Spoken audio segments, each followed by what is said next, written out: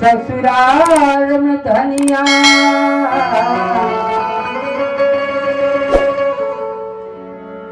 रोजे बाटे गढ़ अलगा हो जाए हो बोलम जी ये पढ़ाई पढ़ो घर के काम कैल ना चाहे रोजे बहाना करे बाप मतारी भाई बहन केहू बोलत नहीं खे डरे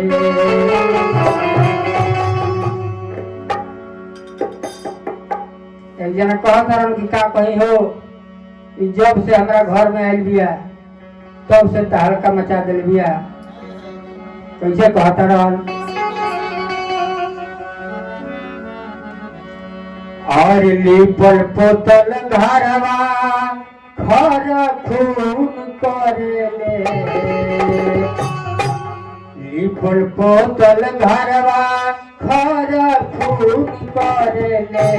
खाली बैठल बैठल घरवा में कानून करेले खाली बैठल बैठल घरवा में कानून करेले लिपल पोतल घरवा खर खून करेले लिपल पोतल घरवा खर खून करेले खाली बैठल बैठल घरवा में कानून करेले खाली बैठल बैठल घरवा में कानून करेले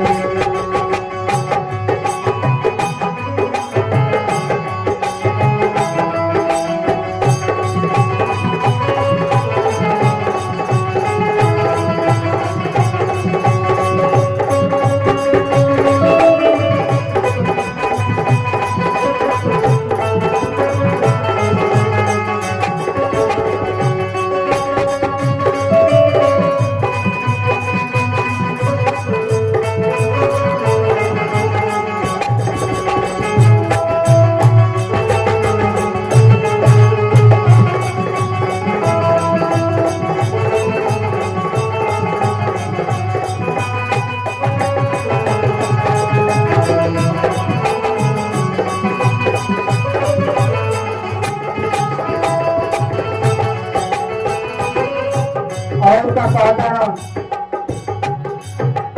कब ससु से झगड़ा करे ननदों के गरियावे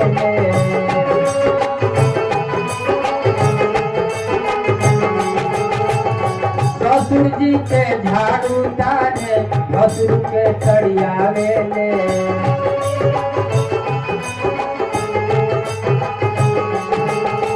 कब ससु से झगड़ा करे सासू जी के झाड़ू डाले ससुर के तड़ियावे देवर लेके अपने हनीमून करेले देवर लेके अपने हनीमून करेले खाली बैठल बैठल घरवा में कानून करेले खाली बैठल बैठल घरवा में कानून करेले लिपल पोतल घरवा खर खून करेले लिपल पोतल घरवा खर खून करेले खाली बैठल बैठल घरवा में कानून करेले खाली बैठल बैठल घरवा में कानून करेले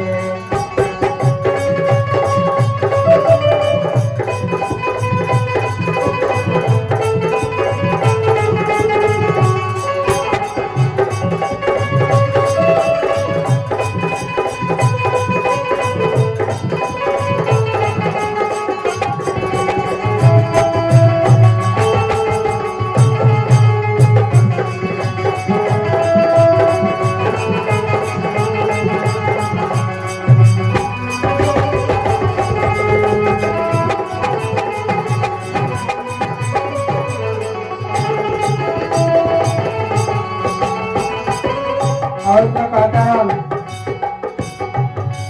है पास पड़ोस कुछ न जाने हरदम मुँह लड़ावे में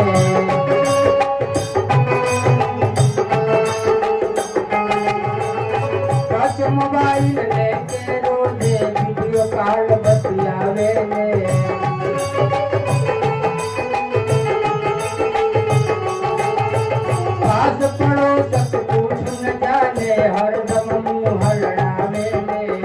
टच मोबाइल लेके रोजे वीडियो कॉल बतियावे में सब खसिंगार तीन झूठ करे में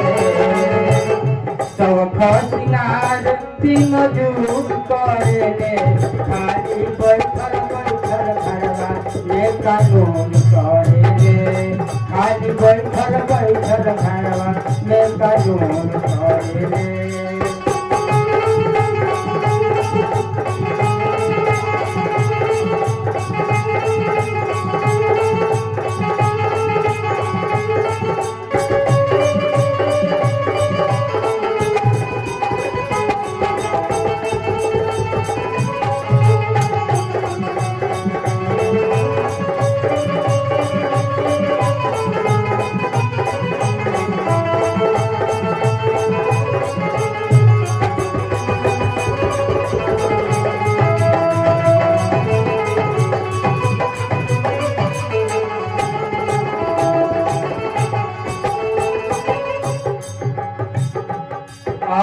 पास पड़ोस कुछ न जाने हरदम मुँह लड़ावे में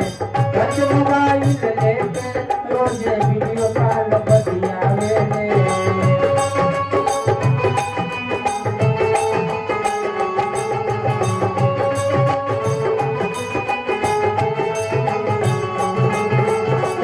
सब खसिंगार तीन झूठ करे सब खसिंगार तीन झूठ करे में खाली बैठल बैठल घरवा में कानून करे में खाली बैठल बैठल घरवा में कानून करे में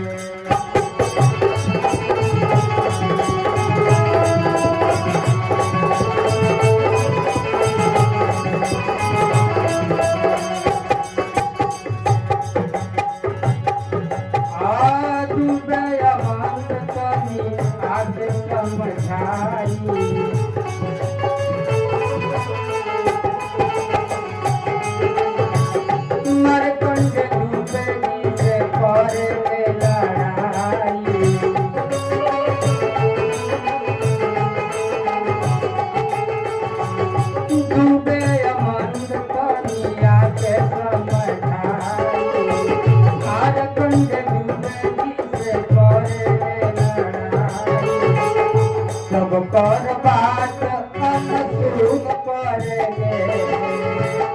सब कर बात अनसुन करेंगे